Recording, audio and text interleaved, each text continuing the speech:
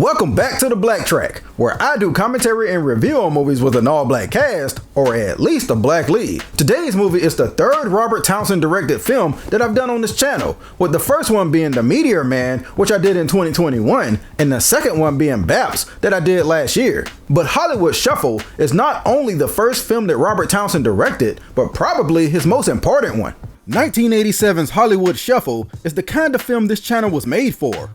Produced on a shoestring budget of around $100,000, Hollywood Shuffle is a satirized dissection of the treatment of black actors in Hollywood, especially pre- and post-blaxploitation. The film was born out of Townsend's frustration at the lack of diverse roles, or roles period, that black actors were getting at the time.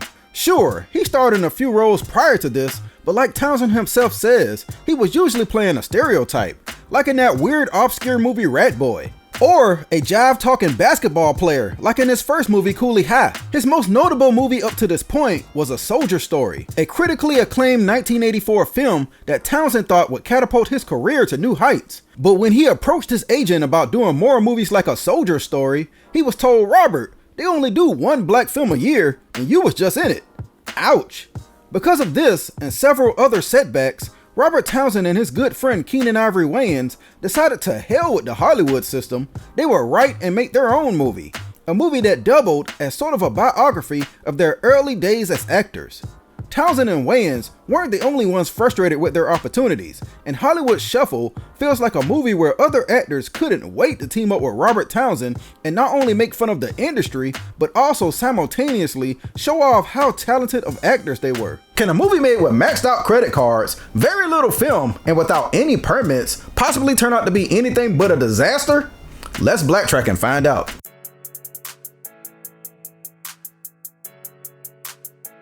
The movie opens up with our main character Bobby, played by Robert Townsend himself, preparing for an audition for a new movie role, and you could tell it's a pimp before it's even revealed.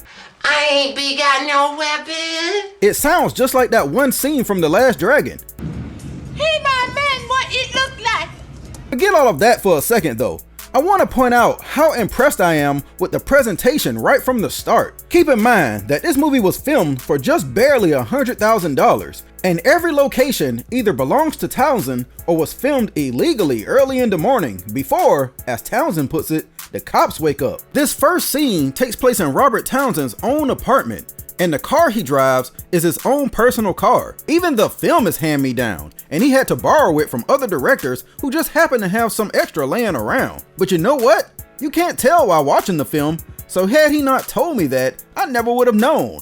That's how competently made it is. So the next time you find yourself laughing at a Tubi film, remember that the jankiness is a personal choice, and Hollywood Shuffle is proof that a lot better can be done with a lot less. It's nice to see Anne Marie Johnson here playing a nice and supportive girlfriend this time, and also, if you're not paying attention, you'll miss a Kim Wayans cameo.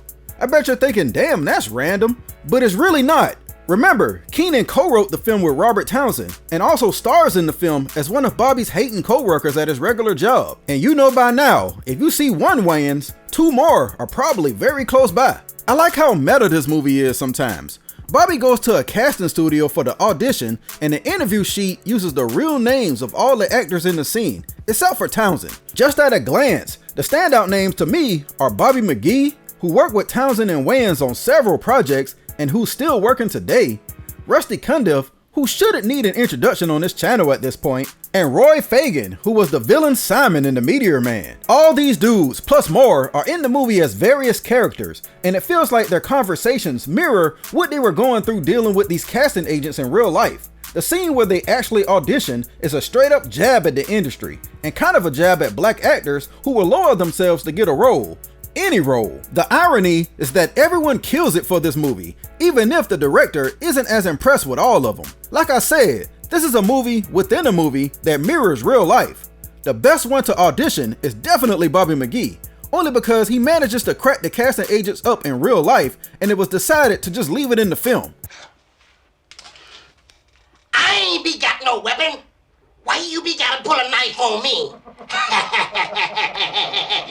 I be shot. In reality, nearly everybody in this scene, from the casting crew to some of the actors, were heavy in the improv community, so they didn't even write or rehearse any of this stuff. They just treated it like a real audition, and whatever happened, happened. Plus remember, this was hand-me-down film. There wasn't enough film to keep doing retakes. Then you got fake-ass wannabe militant actors who act like they got everything figured out, but really, they can't wait to shuck and jive for the dollars. That's Roy Fagan here, playing a role that Robert Townsend said really happened to him and Keenen Ivory Wayans when they were auditioning for a movie. This one guy kept telling them how much BS it was that they wanted them to degrade themselves just to get a role, but as soon as his name was called, Jesse Wilson, you're next. That's me. Good luck, brother. I think we all know somebody like that, always gassing us up, talking about how the man wants us to kiss his ass, but as soon as the man actually shows up, out come the chapstick. Now Hollywood Shuffle doesn't have flashbacks, but it does have these little cutaway gags that give comical insight into some of the nonsense black actors experience. If you aren't paying attention, they can throw you off, because when I first saw this movie years ago, I was asking myself, wait, did he get the role already? Is this the movie? No, Hollywood Shuffle just did a weird job of transitioning to them. The first one is about black people always getting picked for slave movies. So yeah, that argument is nothing new. Black people have been fed up with slave movies. Townsend even throws in a tribute, or knock, depending on how you look at it, to Stepin Fetchit. I don't know why we leaving Mouse's house.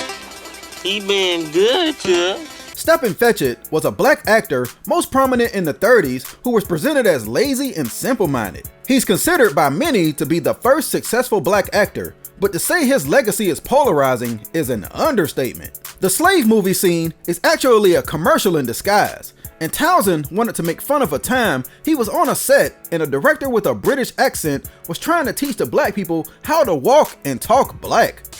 Observe.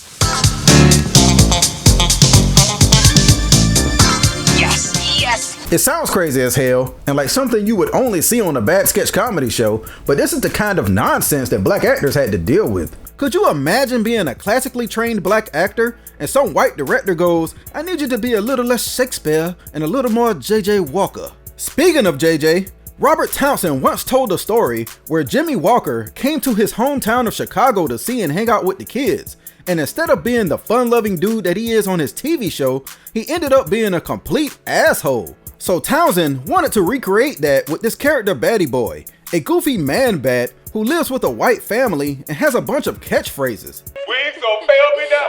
Batty, Batty, Batty. Despite being a silly character, he's super over with black people, and Bobby and his co-workers trip over themselves to talk to him. Of course he's a diva and is flanked by badass security. And no, I didn't make that up, see?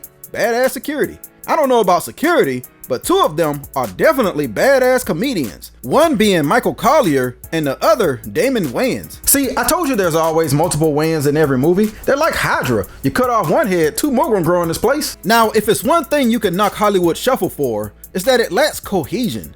After the initial audition scene, it feels like it just jumps around to different sketches like in Living Color. There's an actual wraparound story, but it's minimal compared to all the other cutaways. Yeah, it makes for a disjointed experience, but I love the majority of them, especially the one about the black homeboy movie reviewers. Welcome to Sneaking in the Movies. My name is Speed, and this is my homeboy Tyrone, and we are like movie critics and shit. If they look and sound familiar to you, it's because the idea came from Keenen Ivory Wayans and was one of many routines he and his brothers used to do as kids, and that he would eventually translate to in Living Color. He was actually supposed to be in this scene, but he kept showing up late to the set, and Robert Townsend had to actually fire him. How you get fired on your own movie? So instead, Robert did the scene with Jimmy Woodard, who you might not recognize at first glance, but if I told you he played Myron on the Players Club, you'd say, oh. He was also one of the blind rappers alongside Roy Fagan in House Party 3, so there's another connection. Now, when I was younger, I totally misunderstood this scene when I first saw this film, because I thought they were trying to say that black people have bad taste in film and support nonsense. I used to be so irrationally mad at this scene because I felt like most people wanted to take the good stuff and then take the nonsense and then make them smash to create the perfect movie, baby. Hey, I was young. I just didn't get it. The real reason for this scene was to be a counter for critics like Siskel and Ebert specifically, who always drool over Oscar baity films like Amadeus and the Indiana Jones films, but crap all over most black movies. Well, Hollywood Shuffle says, what if the black dudes was in charge of the reviews and favored the black movies instead? The movie they lose their mind over is a zombie pimp movie, and the movie being so dumb is kind of the point. Is a movie bad because it's actually bad? Or is it bad because you can't relate to it? Reviews are subjective, trust me, I know. Even though Robert Townsend and Keenen Ivory Wayans were friends and helped write this movie together, they did not agree on everything. One of their biggest blow-ups came from the fact that Townsend insisted that they include a scene making fun of studios wanting to exploit the rise of Eddie Murphy, and therefore wanted every black male actor to act like Eddie Murphy. Or, to quote the movie, be an Eddie Murphy type. Wayans did not want to include this scene because they were both friends with Eddie Murphy and he felt like Eddie would feel disrespected by it. The way Townsend tells the story cracks me up because he says during the screening, the scene comes up and Eddie is there with his entourage and is dead silent. Then, after a few moments of silent awkwardness, busts into laughter. I love how many great stories this movie has produced. This one in particular, because the decision to include this scene led to Eddie Murphy choosing Robert Townsend to direct this stand-up comedy show Raw. So I bet Townsend was like, Keenen Ivory Wayans can kick rocks. Honestly, including that scene could have gone either way, but I'm glad it worked out. It always feels like goofy comedy movies like this always manage to include a serious actor somewhere who blows everybody else away on screen, and Hollywood Shuffle is no different. Bobby's uncle is played by J.D. Walker himself, veteran actor David McKnight. Bobby is feeling conflicted about taking the controversial role in the film he auditioned for, and after some negative reinforcement from his co-workers, he's ready to give up on his dreams. But Uncle J.D. Walker has some wisdom about the situation. Started listening to all those other people tell me what I couldn't do. I kept listening and listening until one day I started believing it, and I quit. Damn, this Negro got me in my feelings. Now, not every Cutaway is a hit. I'm not a big fan of the black and white film noir one. I don't feel like it fits with the theme of the film. It's not a satire on Hollywood, but more of a parody with a modern 80s spin to it. Now, if this was a different film, or if the Cutaway was his own film, it would be perfect, because there's a lot to like about it. There's an early Anton Jackson-like character by Damon Wayans, where he accidentally breaks character. He hated Cookie Head like he was an afro. Keenen Ivory Wayans plays a criminal named Jerry Curl who's addicted to Activator. And Robert Townsend is a detective who's asked to locate a murderer. And at one point, his investigation takes him to a dance studio where the men wear skirts, and he's confronted by Kung Fu Joe of all people. He thought he was tough when he first came in there, but they proceed to ballet dance all over his ass. P-A-L-L-E-T is palette, ain't it? Well, B-A-L-L-E-T gots to be ballot. The whole point of that cutaway was because Bobby's grandmother, played by the late Helen Martin from 227, doesn't want Bobby to play the stereotypes and wants him to be a more classical actor, like the movies she used to watch. The grandmother should have been a larger part of this movie because the way it's edited, it makes it seem like she didn't care about what part he was doing until he got it, so it makes her seem like a hater, even though she's right and the voice of reason. Mama, everything you're saying is right, but it's work. There's work at the post office, too. On the other hand, I also like that Bobby's mother knows that the movie is a bad look, but she also wants her boy to succeed, so she internally weighs the good with the bad. For a lot of people, becoming an actor is their dream, and it's what they've worked their entire life for, so it's hard to choose between disappointing your race and disappointing your family. Is there really a best choice? The choice that Bobby makes is tough, but probably the best choice when he sees how much his little brother looks up to him as a positive role model. That and another cutaway where Bobby imagines himself as a big star who'll do anything for fame and has become demonized by his community. The backlash is led by the great Paul Mooney, who delivers some classic lines. They'll never play the Rambos until they stop playing the Sambos. Thank you, Mr. Harris. In the end, Bobby decides it's not worth it, And with his grandmother conveniently sitting on set during filming, he drops out of the movie mid-shot because of his morals. He probably thought he was about to start a movement with this one, but the whole room immediately turns on him, especially the black people. Come on, you're blowing it for all of us. This has got to change. Look, this is work. Shit, there's work at the post office. This is probably the most impactful scene in the whole movie because it shows just how strong the lure of fame is. Bobby goes to sleep that night, dreaming of what could have been had he actually kept acting. And all is not lost because he does actually get to do some work on screen at the post office? Yep, Bobby does actually end up at the post office. But wait a minute, I don't know how I feel about that ending. He didn't have to give up on his dream completely.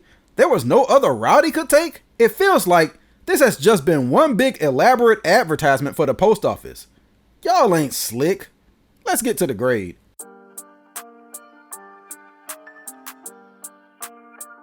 In the history of movies that were right on time, I don't think there has ever been a movie more right on time than Hollywood Shuffle. It exists in a weird period of time when black actors went from being at the forefront of cinema during the 70s to being ignored or relegated to the same stereotypes we helped create in the 80s. This movie came out after She's Gotta Have It, but before Do the Right Thing, before the massive resurgence of black movies in the 90s. And because of that, it's kind of a time capsule of a movie that captures the real life feelings of black actors at the time and applies it to the screen in a way that makes you laugh to keep from crying. Of course, opportunities are much more prevalent now, but it's kind of sad to look at this movie and see some of the same things it made fun of still happening to this day. Black actors still get typecasted. They're still expected to play stereotypes. They're still told to act like other successful actors, and we're still making slave movies. Robert Townsend said something impactful on the commentary.